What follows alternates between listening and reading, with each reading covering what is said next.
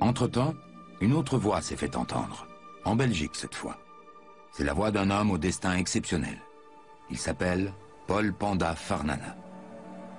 Enfant, il avait été petit boy au service d'un militaire belge. C'est alors que son destin avait basculé. Son protecteur rentre en Belgique et décide de l'emmener. Là, Paul Panda est adopté et il fait des études brillantes. Il décroche même un diplôme d'ingénieur agronome. Quand il rentre au Congo, il a 21 ans. On lui confie la direction d'une station agricole. Jamais avant lui un noir n'avait occupé un poste aussi élevé dans l'administration coloniale. Mais les Belges semblent embarrassés par ce noir un peu trop diplômé. Panda finit par se disputer avec ses supérieurs. Il repart en Belgique. Pendant la guerre, il s'engage dans le corps des volontaires congolais.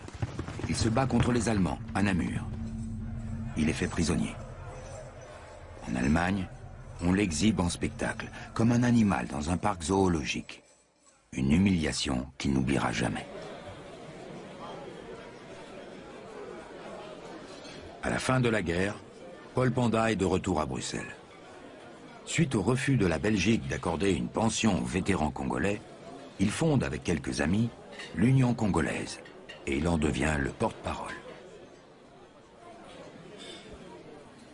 Nous n'étions pas les seuls à penser qu'il fallait œuvrer au développement moral et intellectuel d'une élite congolaise.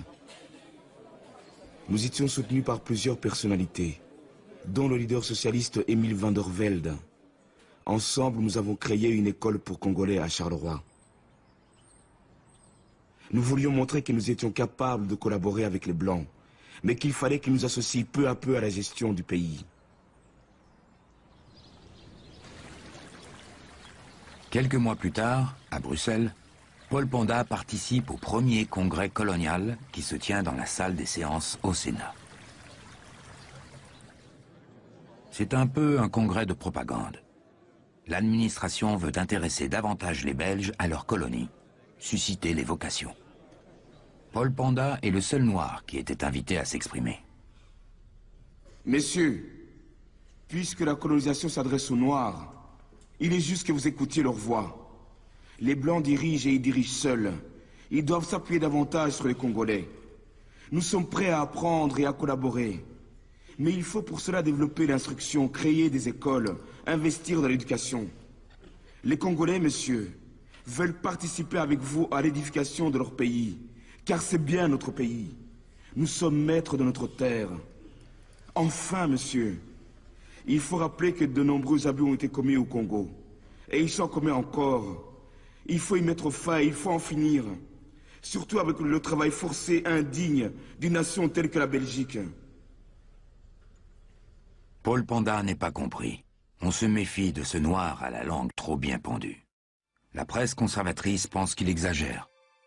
Elle va bientôt lancer contre lui une campagne de dénigrement.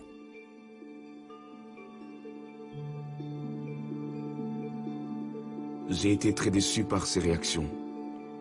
Mais j'ai continué à réfléchir. Je me suis rapproché du mouvement panafricaniste de Webb Du Bois. C'était un noir américain très impressionnant. Il prenait le retour de la diaspora noire dans une Afrique libre.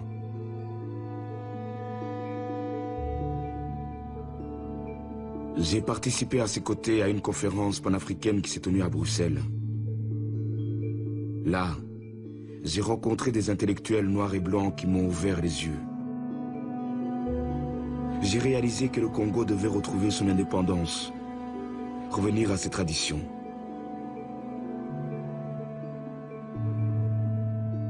Paul Panda écrit encore des articles sur son pays, mais il n'aura pas le temps de mettre ses idées en œuvre.